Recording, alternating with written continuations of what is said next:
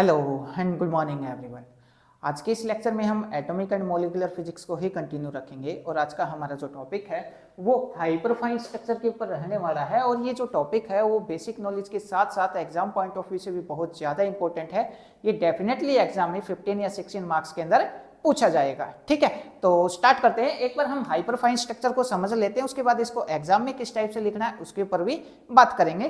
तो hyperfine structure को समझने के लिए हम बिल्कुल स्टार्टिंग से स्टार्ट करते हैं, जहां से हमने बोहर थ्योरी के बारे में पढ़ा था, वहां से एक एक स्टेप चल के आते हैं और फिर हाइपरफाइन स्ट्रक्चर को समझने की कोशिश करते हैं। तो बोहर थ्योरी में क्या था? बोहर थ्योरी में हमने एटम माना था। ये अपने पास एटम है, एटम का सेंट्रल पार्ट क्या है? न्यूक्लियस है, और ये अपने पास इलेक्ट्रॉन है जो इस न्यूक्लियस के चारों ओर चक्कर लगा रहा है। ठीक है, मतलब इलेक्ट्रॉन के पास कौन सा मोशन है? ऑर्बिटल मोशन है, ऑर्बिटल मोशन। सेकंड पॉइंट हमने जो माना था, न्यूक्लियस का जो मास है वो इलेक्ट्रॉन के कंपेयर में क्या है? इनफाइनाइट टाइम हैवी है। तो न्यूक्लियस को हमने किस में मान लिया? रेस्ट में मान लिया। इलेक्ट्रॉन का मास बहुत कम है, न्यूक्लियस का मास बहुत बहुत बहुत ज्यादा है इलेक्ट्रॉन के कंपेयर में। तो न्यूक्लियस को हमने किस में माना? रेस्ट में, और इलेक्ट्रॉन को हमने ऑर्बिटल मोशन कंसीडर कर ली। जब मैं इन दोनों बातों को एक साथ स्टडी करता हूं तो यहां से अपने पास निकल के आता है सॉरी, यहां से अपने पास निकल के आता है ग्रोस स्ट्रक्चर। ग्रोस स्ट्रक्चर, ठीक है। अब ग्रोस स्ट्रक्चर के बाद कुछ टाइम बाद स्टैन गर्लिक साहब ने ये बता दिया कि इलेक्ट्रॉन जो है वो एक स्पिन हाफ पार्टिकल है, मींस इलेक्ट्रॉन के पास स्पिन मोशन भी होता है। तो अब अपने को यहाँ पे इलेक्ट्रॉन का स्पिन मोशन भी यहाँ पे कंसीडर करना पड़ेगा। ठीक है, अब इलेक्ट्रॉन के पास स्पिन मोशन भी है, इलेक्ट्रॉन के पास ऑर्बिटल मोशन भी है। स्पिन मोशन और ऑर्बिटल मोशन के बीच में इंटरेक्शन होगी तो यहाँ से क्या निकल के आएगा? जे निकल के आएगा, टोटल एंगुलर मोमेंटम निकल के आएगा। ठीक है, अब अगर मैं इन तीनों पॉइंटों को एक साथ लेके स्टडी करता हूं तो यहां से अपने पास निकल के आया फाइन स्ट्रक्चर। फाइन स्ट्रक्चर, ठीक है। उसके बाद अगर मैं बात करूं, हमने यहां पे न्यूक्लियस का मास बहुत ज्यादा मान लिया। ठीक है, न्यूक्लियस का मास बहुत ज्यादा है तो न्यूक्लियस को हमने रेस्ट में मान लिया। पर न्यूक्लियस का जो मास है वो हाई तो है पर वो फाइनाइट है। ठीक है, न्यूक्लियस का मास फाइनाइट है, न्यूक्लियस का जो स्पिन है वो भी फाइनाइट है। अब न्यूक्लियस का स्पिन फाइनाइट है, ये बात हमने किस बेस के ऊपर बोली? ये बात हमने न्यूक्लियर सेल मॉडल के ऊपर बोली, बेस के ऊपर बोली कि न्यूक्लियस का जो स्पिन है वो क्या है?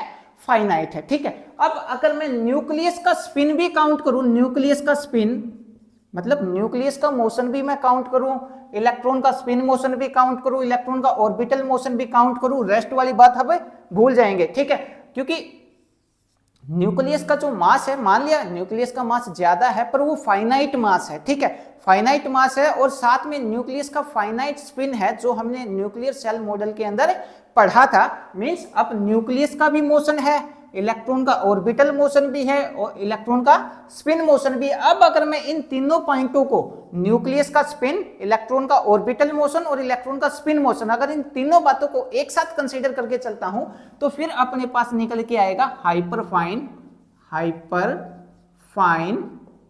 स्ट्रक्चर।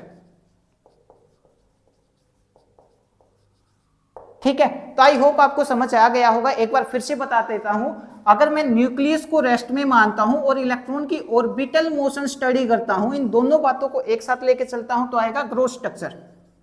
ग्रोस स्ट्रक्चर, ठीक है। अब इलेक्ट्रॉन का स्पिन मोशन भी लेके चलूं, अब तीनों बातों को एक साथ स्टडी करूं तो फिर आएगा अपने पास यहां से फाइन स्ट्रक्चर। और अगर न्यूक्लियस का मोशन भी अगर मैं कंसीडर करके चलूं, क्योंकि न्यूक्लियस का एक फाइनाइट स्पिन होता है जो न्यूक्लियर सेल मॉडल से अपने को पता लगा, अगर न्यूक्लियस का स्पिन भी अगर मैं कंसीडर करके चलता हूं और तीनों बातों को एक साथ स्टडी करता हूं तो फिर क्या आएगा? अपने पास हाइपरफाइन स्ट्रक्चर निकल के आ जाएगा। आई होप आपको हाइपरफाइन स्ट्रक्चर समझ आ गया होगा। या फिर हम एक टाइप से और भी इसको डिफाइन कर सकते हैं, जब इलेक्ट्रॉन का स्पिन मोशन और इलेक्ट्रॉन का ऑर्बिटल मोशन दोनों एक दूसरे के साथ इंटरेक्शन करते हैं तो अपने पास आता है जे।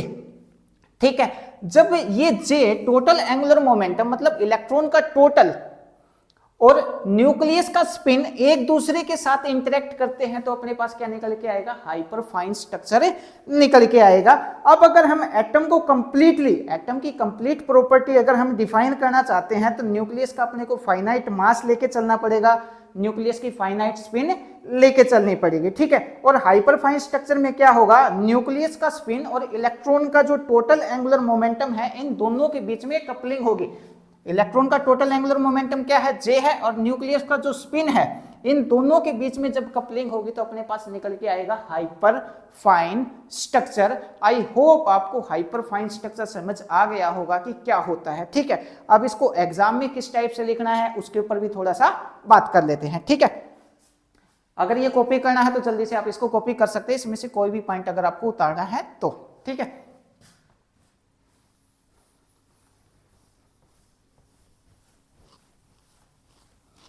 हाइपरफाइन स्ट्रक्चर के अंदर यहीं से अपने को क्या मिलेगा, स्टार्क इफेक्ट भी मिलेगा, जीमन इफेक्ट भी मिलेगा। जैसे जैसे लेक्चर आगे बढ़ेंगे तो हम इनके ऊपर भी बात करेंगे, स्टार्क इफेक्ट क्या होता है और जीमन इफेक्ट क्या होता है, ठीक है। अब इसको एग्जाम में किस टाइप से लिखना है उसके ऊपर थोड़ा सा बात कर लेते हैं। We consider that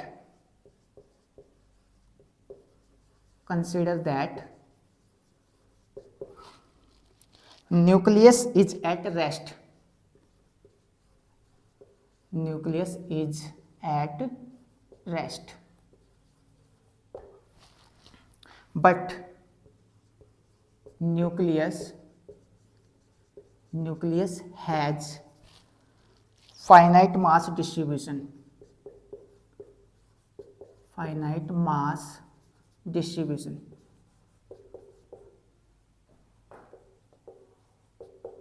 distribution over finite volume,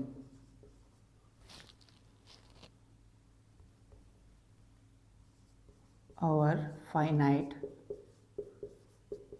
volume,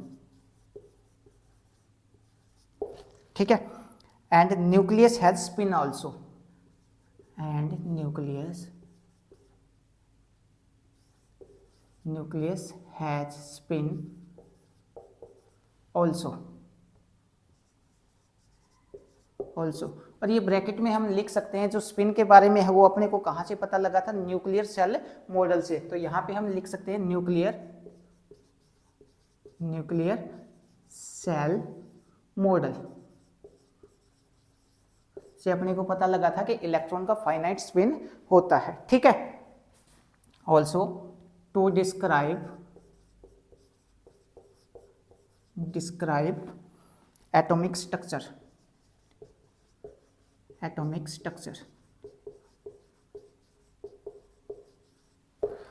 ठीक है। अब we required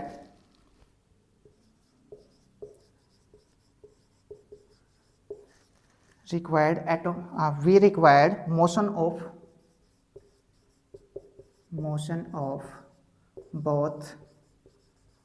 both electron and nucleus,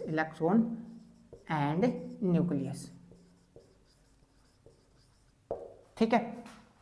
उसके बाद नेक्स्ट पॉइंट में यहाँ पे क्या है, अब इलेक्ट्रॉन का मोशन भी हम लेके चलेंगे। इलेक्ट्रॉन का मोशन बोले तो टोटल स्पिन और ऑर्बिटल, अगर दोनों एक दूसरे के साथ इंटरेक्शन करेंगे तो जे मिलेगा। तो इलेक्ट्रॉन का जे लेके चलेंगे, न्यूक्लियस का स्पिन लेके चलेंगे, ये दोनों एक दूसरे के साथ इंटरेक्शन करेंगे, फिर क्या मिलेगा, हाइपरफाइन स्ट्रक्चर मिलेगा। So there is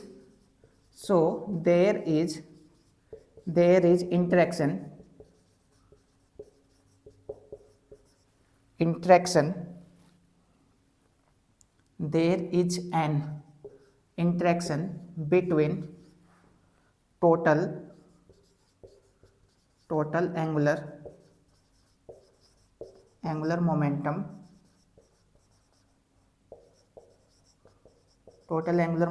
of electron and spin of nucleus,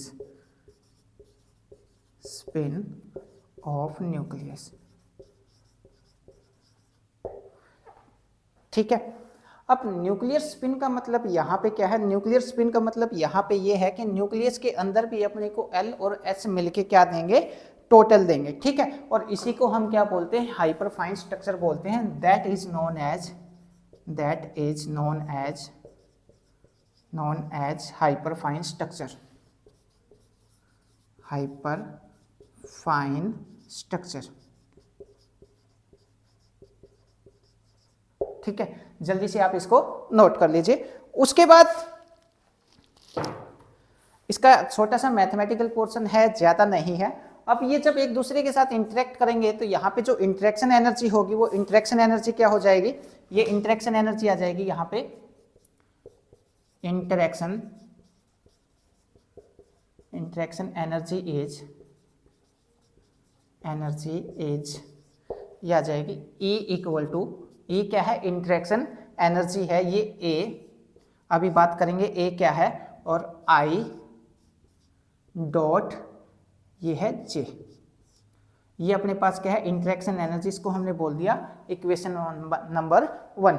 ए क्या है, जितने भी कांस्टेंट थे उन सब कांस्टेंट को हमने एक कांस्टेंट के अंदर इंक्लूड कर दिया, जिसको हमने बोल दिया ए।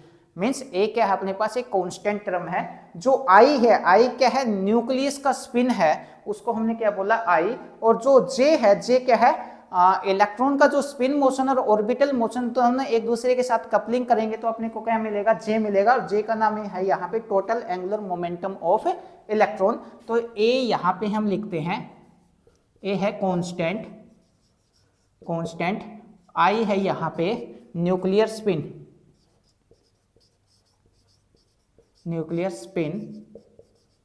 ठीक है। और जे है यहाँ पे, इसके ऊपर भी एरो, जे है अपने पास यहाँ पे total angular momentum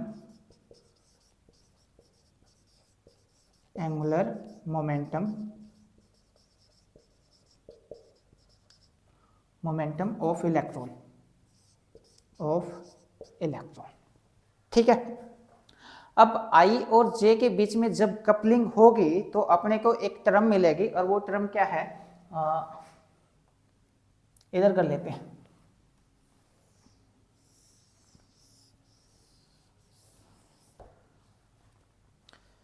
now total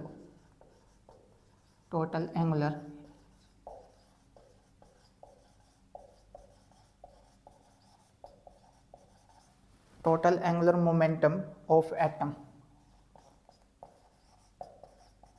total angular momentum of atom अपने को कब मिलेगा, जब न्यूक्लियस का स्पिन और इलेक्ट्रॉन का टोटल और न्यूक्लियस का स्पिन जब दोनों एक दूसरे के साथ इंटरेक्शन करेंगे तो अपने को क्या मिलेगा, इलेक्ट्रॉन का टोटल एंगुलर मोमेंटम मिल जाएगा एटम। कब, कपलिंग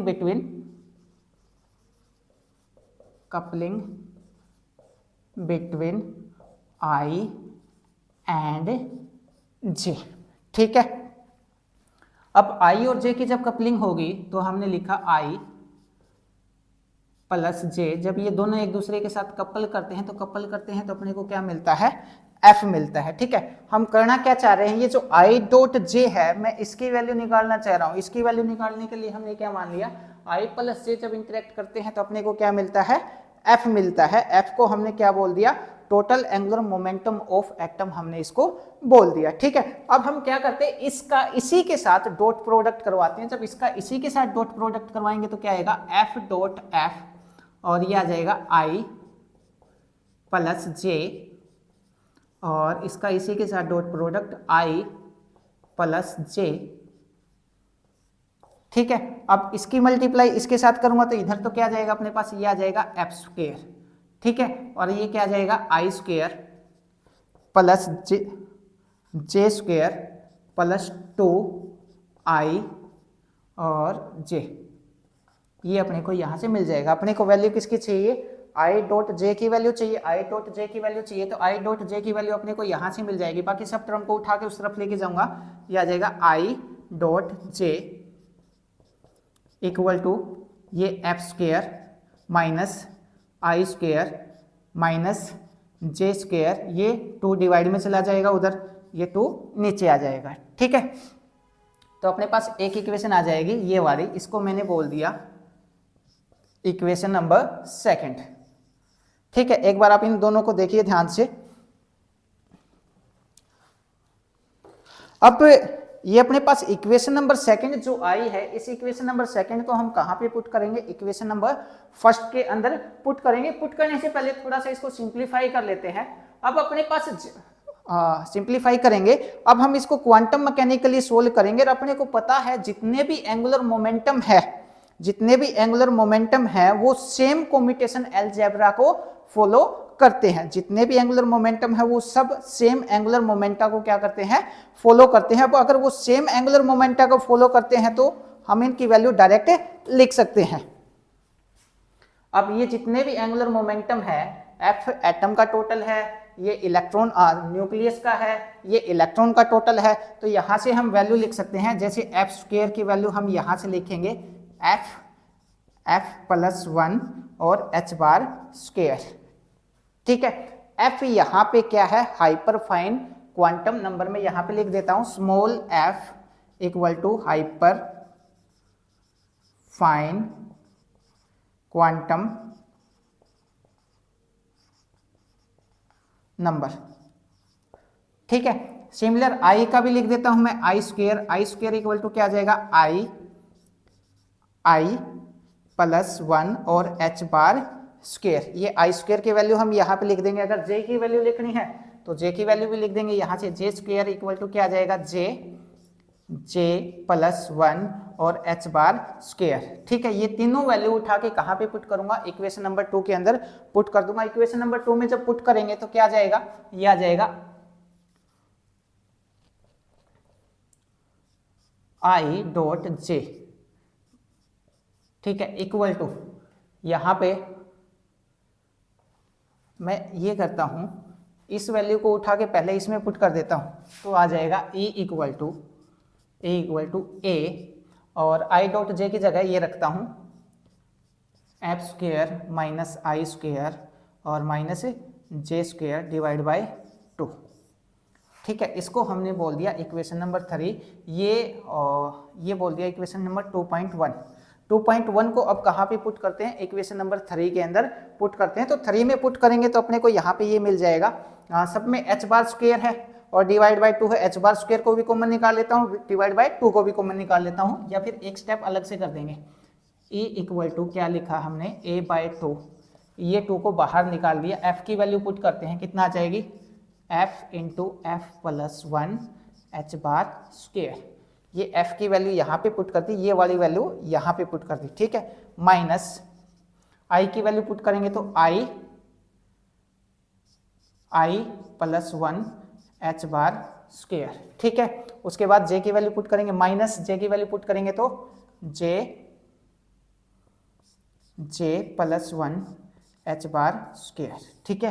तीनों में से एच बार स्क्वायर को क्या कर लेता हूँ, बाहर निकाल लेता हूँ, बाहर निकालूंगा तो क्या आ जाएगा, E equal to a H bar square by 2 और ये आ जाएगा f इंटू एफ प्लस 1 और माइनस आई इंटू आई प्लस 1 और माइनस जे इंटू जे प्लस 1। ये वाली इक्वेशन अपने पास निकल के आ जाएगी, ठीक है। इस इक्वेशन को हमने बोल दिया इक्वेशन नंबर 4, ठीक है। तो एक बार इक्वेशन नंबर 4 तक आप जल्दी से नोट कर लीजिए, अगर इसमें कोई बात समझ ना आए तो आप मैसेज करके भी पूछ सकते हैं, ठीक है। जल्दी से आप इसको एक बार नोट कर लीजिए। और यहाँ पे एक छोटा सा पॉइंट ये रहता है, ये जो जे की जो हाइपरफाइन क्वांटम नंबर है, इस हाइपरफाइन क्वांटम नंबर की वैल्यू कहाँ से कहाँ तक होगी। जैसे जे की वैल्यू कहाँ से कहाँ तक थी, L प्लस एस से लेके तो L माइनस एस तक थी, L माइनस एस तक थी, ठीक है। वैसे ही F की भी वैल्यू होगी अपने पास, और F की वैल्यू कहाँ से कहाँ तक होगी, F की वैल्यू हो जाएगी अपने पास, यहाँ पे लिख देता हूँ, F इक्वल टू हो जाएगा अपने पास I plus J two I minus J तक किसकी वैल्यू हो जाएगी, इस F की वैल्यू हो जाएगी, ठीक है। जल्दी से आप इसको नोट कर लीजिए। उसके बाद इसी के अंदर हम जो हाइड्रोजन एटम है, हाइड्रोजन एटम का फाइन स्ट्रक्चर करेंगे, ठीक है। तो जल्दी से आप इसको नोट कर लीजिए, उसके बाद अपने को ये साफ करना पड़ेगा। अब हम बात कर लेते हैं हाइपरफाइन स्ट्रक्चर के एक एग्जाम्पल के, और एग्जाम्पल में हमने क्या लिया है, हाइड्रोजन एटम का फाइन स्ट्रक्चर हम यहाँ हाइपरफाइन स्ट्रक्चर यहाँ पे निकाल लेते हैं। तो हाइड्रोजन एटम का जो एटॉमिक नंबर है अपने पास वो क्या होता है, एटॉमिक नंबर होता है हाइड्रोजन एटम का 1, ठीक है। अगर मैं इसका इलेक्ट्रॉनिक कॉन्फ़िगरेशन लिखूं तो 1 इलेक्ट्रॉनिक कॉन्फ़िगरेशन क्या आ जाएगा, 1s1 इसका इलेक्ट्रॉनिक कॉन्फ़िगरेशन होता है। और हाइड्रोजन एटम की अगर मैं एक्साइटेड स्टेट की बात करूं तो इलेक्ट्रॉन कहाँ कहाँ जा सकता है, 2s में जा सकता है, 2p में जा सकता है, या फिर आगे के किसी और स्टेट के अंदर जा सकता है, ठीक है। अब अगर इसके लिए मैं टर्म नोटेशन निकालना चाहूँ तो टर्म नोटेशन कैसे निकालते हैं, टर्म नोटेशन निकालते हैं, बीच में होता है अपने पास l, यहाँ पे j और ऊपर हम लिखते हैं 2s+1। अगर आप ये टर्म नोटेशन डीपली देखना चाहते हैं तो इसका लिंक आपको डिस्क्रिप्शन बॉक्स के अंदर मिल जाएगा, या फिर आप चैनल की प्लेलिस्ट में जाके ढूंढ सकते हैं, टर्म नोटेशन नाम से लेक्चर मिल जाएगा, ठीक है। और इसका और क्या होता है इसमें, अगर L की वैल्यू अपने पास 0 है तो क्या होगा, S होगा, L की वैल्यू 1 है तो P होगा, 2 पे D और 3 पे F और 4 पे G, ठीक है। तो इसका टर्म नोटेशन निकालिए तो क्या जाएगा, यह आ जाएगा अपने पास L की वैल्यू कितना आएगी, यहाँ से L की वैल्यू आ जाएगी 0, S की वैल्यू क्या है, स्पिन हाफ पार्टिकल है, हाफ आ जाएगी, J की वैल्यू यहाँ से कितना निकल के आएगी, J की वैल्यू आ जाएगी हाफ, ठीक है। तो अब L की वैल्यू 0 है तो L की वैल्यू 0 है तो अपने पास आएगा S, तो हमने यहाँ पे लिखा S, ठीक है। अगला क्या चाहिए, ऊपर मल्टीप्लिसिटी चाहिए, 2s+1 को हम क्या बोलते हैं, मल्टीप्लिसिटी बोलते हैं। तो S की वैल्यू यहाँ पे पुट करेंगे, 2 से 2 कैंसिल हो जाएगा, मल्टीप्लिसिटी आ जाएगी 2, और नीचे J की वैल्यू आ जाएगी 1/2, ठीक है। तो ये जो अपने पास ग्राउंड स्टेट थी, ग्राउंड स्टेट के हमने क्या निकाल ली, यहाँ पे टर्म नोटेशन निकाल ली या इलेक्ट्रॉनिक कॉन्फ़िगरेशन निकाल लिया, ठीक है। ये अपने पास है ग्राउंड स्टेट। अब अगर मैं बात करूं किसके लिए, एक्साइटेड स्टेट के लिए, तो एक्साइटेड स्टेट कितना हो सकती है, एक्साइटेड स्टेट हो सकती है 2s1। अब अगर मैं 2s1 के लिए नोटेशन निकालना चाहूं तो फिर से s है, L की वैल्यू कितना आ जाएगी, 0 आ जाएगी, S की वैल्यू कितना आएगी, हाफ आ जाएगी, J की वैल्यू कितना आएगी, J की वैल्यू आ जाएगी फिर से हाफ, ठीक है। इसके लिए इलेक्ट्रॉनिक कॉन्फ़िगरेशन कितना आ जाएगा, यहाँ पे आके 1 है तो यहाँ पे आके कितना आ जाएगा, 1 आ जाएगा। और इसमें भी ये क्या निकल के आएगी अपने पास, ये आ जाएगा आगे 2s, मल्टीप्लिसिटी फिर से 2 आएगी, और नीचे J भी कितना आ जाएगा, ये आ जाएगा। टर्म नोटेशन इसके लिए ये आ जाएगी, ठीक है। आगे की और एक्साइटेड स्टेट की बात करूँ तो और एक्साइटेड स्टेट क्या हो सकती है अपने पास, ये हो सकती है 2p, 2p में इलेक्ट्रॉन जा सकता है। तो यहाँ इसके लिए टर्म नोटेशन निकालेंगे तो L की वैल्यू यहाँ पे कितना हो जाएगी, L की वैल्यू होगी यहाँ पे कितना 1, P के लिए L की वैल्यू कितना है 1, ठीक है। उसके बाद S की वैल्यू कितना हो जाएगी, हाफ, ठीक है। और J की वैल्यू अब यहाँ पे कितना होगी, J की वैल्यू क्या होती है, L+S से लेके L-S अपने पास क्या होगी, J की वैल्यू होगी। तो J की वैल्यू आ जाएगी यहाँ पे L+S करूंगा तो ये आ जाएगा 3/2, और L-S करूंगा तो यहाँ पे अपने मिल जाएगा 1/2, ठीक है। टर्म नोटेशन इसके लिए लिखेंगे तो कितना आ जाएगा, ये आ जाएगा 2 एज इट इज, L की वैल्यू 1 है तो ऊपर P और स्पिन मल्टीप्लिसिटी 2, और ये आ जाएगा 3/2 और 1/2। ये टर्म नोटेशन आ जाएगी किसके लिए, 2p के लिए, ठीक है। इसको हम दो टाइप से लिख सकते हैं, किस टाइप से, 2p2 एक 3/2, ठीक है, और दूसरा 2p1/2, ये भी लिख सकते हैं, ठीक है। और आगे ये 2 आ जाएगा, ठीक है। ये अलग अलग 3/2 के लिए अलग लिख दिया और 1/2 के लिए हमने यहाँ पे अलग लिख दिया, ठीक है। अब अपने को प्रिंसिपल सीरीज कब मिल सकती है, प्रिंसिपल सीरीज का पॉसिबिलिटी कब है, प्रिंसिपल सीरीज अपने को कब मिलती है, जब p से इलेक्ट्रॉन 2p से इलेक्ट्रॉन कहाँ पे जाए, 2p से इलेक्ट्रॉन अगर 1s के अंदर जाए तो अपने को क्या मिलती है, प्रिंसिपल सीरीज मिलती है। तो अब हम यहाँ पे लिखेंगे, अपने को चाहिए प्रिंसिपल सीरीज की पॉसिबिलिटी, और प्रिंसिपल सीरीज की पॉसिबिलिटी तब हो सकती है जब इलेक्ट्रॉन 2p से कहां पे जाए, 1s के अंदर जाए, तब ये पॉसिबिलिटी हो सकती है। तो यहां पे लिखेंगे इफ प्रिंसिपल सीरीज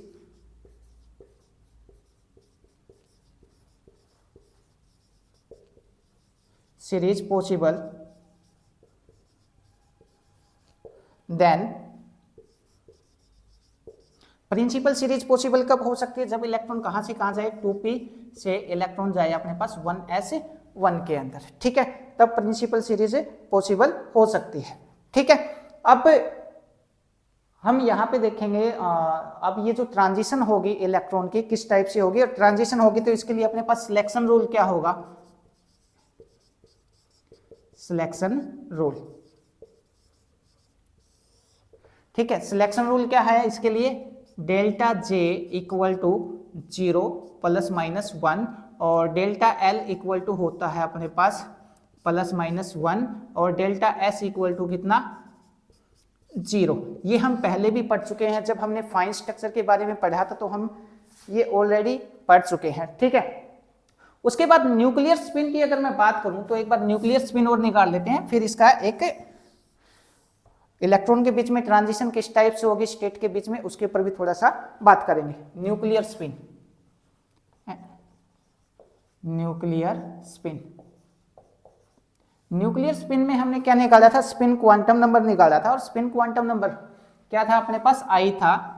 ठीक है, और हाइड्रोजन के न्यूक्लियस की अगर मैं बात करूं तो हाइड्रोजन के न्यूक्लियस के अंदर होता है सिंगल इलेक्ट्रॉन। ठीक है, अब आपको ये बात समझ आएगी, इतने सारे एटम होने के बावजूद भी हमने हाइड्रोजन एटम को ही चूज क्यों किया, क्योंकि हाइड्रोजन एटम के अंदर होता है सिंगल प्रोटॉन।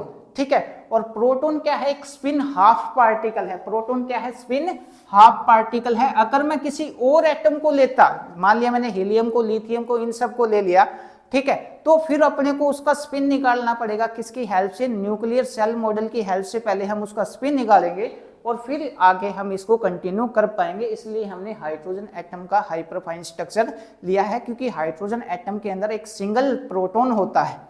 ठीक है, और प्रोटॉन क्या है, एक स्पिन हाफ पार्टिकल है। ठीक है, अब ग्राउंड स्टेट क्या है अपने पास, ग्राउंड स्टेट तो ये है, यहाँ पे हमने लिखा ग्राउंड स्टेट। ग्राउंड स्टेट क्या है अपने पास, 2s1/2, ये अपने पास है ग्राउंड स्टेट। अब ये जो वैल्यू है वो किसकी वैल्यू है, नीचे क्या आता है अपने पास, जे आता है। जे की वैल्यू ग्राउंड स्टेट की अपने को यहाँ से मिल जाएगी, तो जे कितना है, यहाँ पे जे आ जाएगा अपने पास 1/2। ठीक है, आइए बात समझ। अब अपने को किसकी वैल्यू चाहिए, अपने को चाहिए वैल्यू यहाँ पे एफ की। एफ की वैल्यू कहाँ से कहाँ तक होती है, आई प्लस जे से लेके, एफ की वैल्यू कहाँ से कहाँ तक होगी, आई प्लस जे से लेके टू आई माइनस जे तक इसकी वैल्यू पॉसिबल हो सकती है। आई प्लस जे की वैल्यू है अपने पास, आई प्लस जे करूंगा तो कितना आ जाएगा 1, आई माइनस जे करूंगा तो कितना आ जाएगा 0। ठीक है, ये ग्राउंड स्टेट के लिए निकाल दिया। किसके लिए निकाला है, ग्राउंड स्टेट के लिए। ठीक है, उसके बाद नेक्स्ट में एक्साइटेड स्टेट के लिए निकालें तो एक्साइटेड स्टेट के लिए क्या जाएगा, एक्साइटेड स्टेट। एक्साइटेड स्टेट कौन सी है अपने पास, ये वाली तो लेके नहीं चल सकते, क्योंकि अपने को कौन सी सीरीज चाहिए, प्रिंसिपल सीरीज चाहिए, तो अपने को लेके चलना पड़ेगा ये वाला। ठीक है, तो यहाँ पे जे की अपने पास दो वैल्यू है, एक 3/2 और दूसरा 1/2। तो दोनों के लिए क्या करेंगे, अलग अलग निकाल लेंगे। तो पहले किसके लिए निकालते हैं, इसके लिए निकालते हैं। तो ये क्या है अपने पास 2p1/2। ठीक है, इसके लिए निकालते हैं। तो यहाँ से जे की वैल्यू कितना है, जे की वैल्यू है अपने पास हाफ, आई की वैल्यू कितना है, ये भी हाफ, और एफ की वैल्यू कितना मिल जाएगी, एफ की वैल्यू मिल जाएगी यहाँ से एफ इक्वल टू यही मिल जाएगा। आई प्लस जे करूँगा तो 1 मिल जाएगा, आई माइनस जे करूँगा तो कितना मिल जाएगा, 0 मिल जाएगा। ठीक है, ये फर्स्ट एक्साइटेड स्टेट के लिए निकाल लिया। अब कौन सा रहता है अपने पास, ये 3/2 वाला, इसके लिए भी निकाल लेते हैं। तो ये आ जाएगा 2p3/2 के लिए, इसके लिए निकालते हैं। तो यहाँ पे j की वैल्यू कितना है अपने पास 3/2, s की वैल्यू कितना होगी अपने पास 1/i की वैल्यू नहीं, i की वैल्यू, स्पिन की वैल्यू 1/2। j की वैल्यू क्या हो, f की वैल्यू क्या हो सकती है, f की वैल्यू होगी यहाँ पे j प्लस i। ठीक है, j प्लस आई के लिए यहाँ पे आई प्लस जे करूंगा तो कितना मिल जाएगा 2 मिल जाएगा, आई माइनस जे करूंगा तो यहाँ से कितना मिल जाएगा अपने को 1 मिल जाएगा। ठीक है, तो ये एक्साइटेड स्टेट की पॉसिबिलिटी हमने यहाँ से निकाल ली। अब इन तीनों का हम यहाँ पे यूज करेंगे, इसका भी और इसका भी। ठीक है, अब इसका जो सिलेक्शन रूल है, वो क्या होगा, selection rule for hyperfine structure. Selection rule लिख देता हूं, सिलेक्शन रूल अपने को फिजिकली क्या बताता है, ट्रांजिशन कहाँ से कहाँ तक होगी, कौन सी अलाउड ट्रांजिशन होगी और कौन सी फॉरबिडन ट्रांजिशन होगी, निकालते। ये जो सिलेक्शन रूल है इनको हम निकालते हैं क्वांटम मैकेनिक्स में, पर यूज कर रहे हैं हम इनका एटॉमिक फिजिक्स में। ठीक है, तो डेल्टा F इक्वल टू कितना है अपने पास, ये है 0 और ±1, और 0 से 0 के बीच में ट्रांजिशन अलाउड नहीं होगी, 0 से 0 के बीच में ट्रांजिशन यहाँ पे अलाउड नहीं होगी। ठीक है, अब जितना भी लेक्चर हमने पढ़ा है पूरे लेक्चर को हम एक डायग्राम के अंदर यहाँ पे डालने वाले हैं। ठीक है, तो सबसे पहले अपने पास क्या है, सबसे पहले अपने पास था 1s। ठीक है, 1s क्या है, ग्राउंड स्टेट है। तो मैं इसको साफ कर देता हूं, जल्दी से इसको नोट कर लीजिए।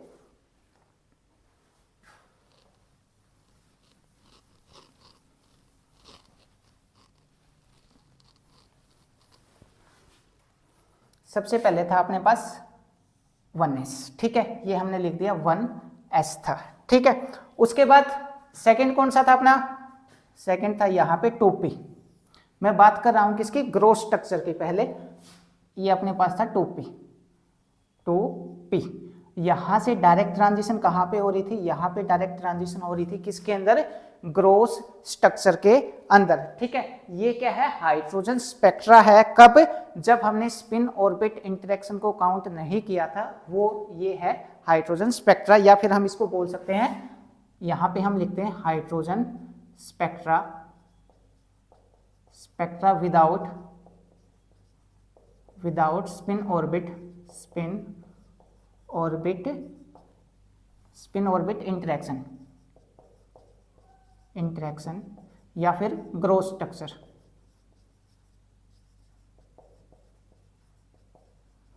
ठीक है, अब हम चलते हैं ग्रोथ स्ट्रक्चर से कहां पे, फाइन स्ट्रक्चर की तरफ चलते हैं। तो फाइन स्ट्रक्चर में अपने पास ये जो 1s वाली लाइन है, 1s वाली लाइन तो क्या आई, बिल्कुल सीधी आई। ये 1s वाली लाइन तो अपने को यहाँ पे एज इट इज मिली। ठीक है, पर ये जो 2p लेवल है, 2p लेवल कितने लेवल में स्प्लिट हो रहा है, यहाँ पे 2 लेवल के अंदर स्प्लिट हो रहा है, 3/2 और 1/2। तो इस 2p को हम यहाँ पे 2 लेवल के अंदर स्प्लिट कर देते हैं। ये हमने इसको 2 लेवल के अंदर स्प्लिट कर दिया। ये कौन सा है अपने पास, ये है 2p 3/2, और ये आ जाएगा अपने पास 2p 1/2। ये वाला जो लेवल है वो एज इट इज रहेगा 2s 1/2। ग्राउंड स्टेट के लिए हमने क्या निकाला था, ग्राउंड स्टेट के लिए निकाला था हमने 2s 1/2। ये यहाँ पे एज इट इज। ठीक है, अब हम बात करते हैं किसकी, हाइपरफाइन स्ट्रक्चर की। तो हाइपरफाइन स्ट्रक्चर में ग्राउंड स्टेट के लिए हमने निकाला था, ग्राउंड स्टेट के लिए ये निकाला था 1 और 0। तो ये वाला जो लेवल है, ये जो यहाँ पे ट्रांजिशन कैसे होगी, इसके ऊपर भी थोड़ा सा बात कर लेते हैं। इसका जो सिलेक्शन रूल है वो ये वाला सिलेक्शन रूल है। तो कहाँ से कहाँ तक ट्रांजिशन होगी, इस लेवल से इस लेवल पे ट्रांजिशन हो जाएगी, और इस लेवल से इस लेवल पे ट्रांजिशन हो जाएगी। यहाँ पे हम लिखेंगे hydrogen spectra with spin orbit interaction. ठीक है, और इसको हम फाइन स्ट्रक्चर भी बोलते हैं, फाइन स्ट्रक्चर। अब ग्राउंड स्टेट कितने लेवल में स्प्लिट हो रहा है, 2 लेवल के अंदर स्प्लिट हो रहा है, 1 और 0। तो इसको हम स्प्लिट करेंगे 2 लेवल्स के अंदर। ये हमने स्प्लिट कर दिया। ये अपने पास कितना था, f इक्वल टू 0 नीचे वाला, और ये कौन सा, f इक्वल टू 1 वाला। ठीक है, अब 2p 1/2, 2p 1/2, ये भी कितने में स्प्लिट हो रहा है, 2 लेवल्स के अंदर स्प्लिट हो रहा है। तो इसको भी हम 2 लेवल के अंदर स्प्लिट कर देते हैं। ठीक है, और नीचे वाले को हम क्या बोलते हैं, f इक्वल टू 0, और इसको हमने बोल दिया f इक्वल टू 1। ठीक है, अब ये जो 2p 3/2 है, 2p 3/2 कितने लेवल में स्प्लिट हुआ है, 2 लेवल में ये स्प्लिट हुआ है, 2 और 1। तो इसको भी हम 2 लेवल्स के अंदर स्प्लिट कर देते हैं इस टाइप से। ठीक है, ये f इक्वल टू कितना है, 1 है, और ये f इक्वल टू कितना है, 2 है। ठीक है, अब ये अपने पास क्या है, ग्रोथ स्ट्रक्चर है। हाइड्रोजन एटम का स्पेक्ट्रा किसमें, ग्रोथ स्ट्रक्चर में। ये हाइड्रोजन एटम का स्पेक्ट्रा किसमें, फाइन स्ट्रक्चर में। और ये हाइड्रोजन एटम का स्पेक्ट्रा किसमें, हाइपर फाइन स्ट्रक्चर के अंदर, जब हम न्यूक्लियस का स्पिन भी कंसीडर करके चलते हैं, इलेक्ट्रॉन का स्पिन मोशन भी और ऑर्बिटल मोशन भी कंसीडर करके चलते हैं उस केस में। अब यहाँ पे जो ट्रांजिशन है वो कहाँ से कहाँ तक हो सकती है इसके ऊपर बात करते हैं। तो 0 से 0 में ट्रांजिशन तो नहीं हो सकती, ये वाली जो ट्रांजिशन है ये वाली ट्रांजिशन तो अलाउड नहीं है, तो इसको तो हम यहाँ से साफ कर देते हैं, ये हमने इसको साफ कर दिया, ठीक है। कहाँ से कहाँ तक ट्रांजिशन हो सकती है, +-1 के अंदर जो चेंज है उसमें ट्रांजिशन हो सकती है। तो यहाँ पे f की वैल्यू कितना है 0, यहाँ पे f की वैल्यू कितना है 1, तो यहाँ से ट्रांजिशन इसमें हो सकती है, ठीक है। दूसरा ट्रांजिशन कहाँ से कहाँ हो सकती है, f = 1 से, और हमने f = 0 में यहाँ पे ट्रांजिशन करवा सकते हैं, ठीक। दूसरा अगली जो ट्रांजिशन है ये वाला सिलेक्शन रूल, ठीक है। 0 से 0 में पॉसिबल नहीं है, यहाँ पे f = 1 है और यहाँ पे f = 0 है, 1 का चेंज है। अब इस 1 में भी ट्रांजिशन करवा सकते हैं क्योंकि सिलेक्शन रूल कौन से का है, 0 का। यहाँ पे भी f की वैल्यू कितना है 1 है, यहाँ पे भी f की वैल्यू कितना है 1 है, ठीक है। दोनों में कितना चेंज है, 0 का चेंज है, तो ये ट्रांजिशन भी क्या हो जाएगी, अलाउड हो जाएगी, ठीक है। उसके बाद यहाँ पे f = कितना है 1 और यहाँ पे कितना है f = 0, तो इस लेवल से ट्रांजिशन कहाँ पे हो सकती है, इस लेवल में हो सकती है। यहाँ पे f की वैल्यू कितना है 1 है, यहाँ पे f की वैल्यू कितना है 0 है, ठीक है। 1 का चेंज है तो ट्रांजिशन हो सकती है। उसके बाद ट्रांजिशन कहाँ से कहाँ हो सकती है, ट्रांजिशन यहाँ पे f की वैल्यू कितना है 2 है, यहाँ पे f की वैल्यू कितना है 1 है, तो इस लेवल के अंदर भी ट्रांजिशन हो सकती है।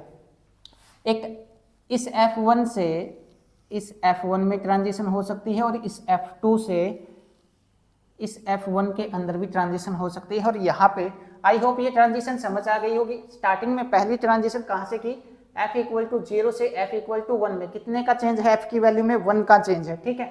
दूसरी ट्रांजिशन f = 1 से f = 0 में की, ठीक है, सॉरी f = 1 में की, यहाँ पे भी f की वैल्यू कितना है 1 है, यहाँ पे भी f की वैल्यू कितना है 1 है, कितने का चेंज है 0 का चेंज है, ठीक है।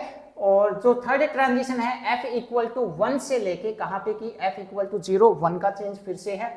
अगली ट्रांजिशन f = 1 से लेके f = 1 में ट्रांजिशन की, कितने का चेंज है 0 का चेंज है। अगली ट्रांजिशन कहाँ से कहाँ तक की, f = 2 से लेके f = 1 में इसकी ट्रांजिशन की, कितने का चेंज है 1 का चेंज है, ठीक है। ये अपने पास क्या है, हाइपर फाइन स्ट्रक्चर किसका, हाइड्रोजन एटम का, ठीक है। तो इस टाइप से इसके अंदर क्या होंगी, ट्रांजिशन होंगी। आई होप आपको ये लेक्चर समझ आया हो। अगर इसमें से कोई भी बात समझ ना आई हो तो आप मैसेज करके या कमेंट करके पूछ सकते हैं। और ये टॉपिक बहुत ज़्यादा इंपॉर्टेंट है एग्जाम के हिसाब से भी और आने वाले लेक्चर के हिसाब से भी, जहाँ पे हम स्टार्क इफेक्ट और जीमान इफेक्ट पढ़ेंगे, वहाँ पे भी ये थोड़ा सा यूज होगा, ठीक है। तो आप इसको नोट कर लीजिए। अगर इसमें कोई बात समझ ना आई हो तो आप मैसेज करके या कमेंट करके पूछ सकते हैं। Thank you.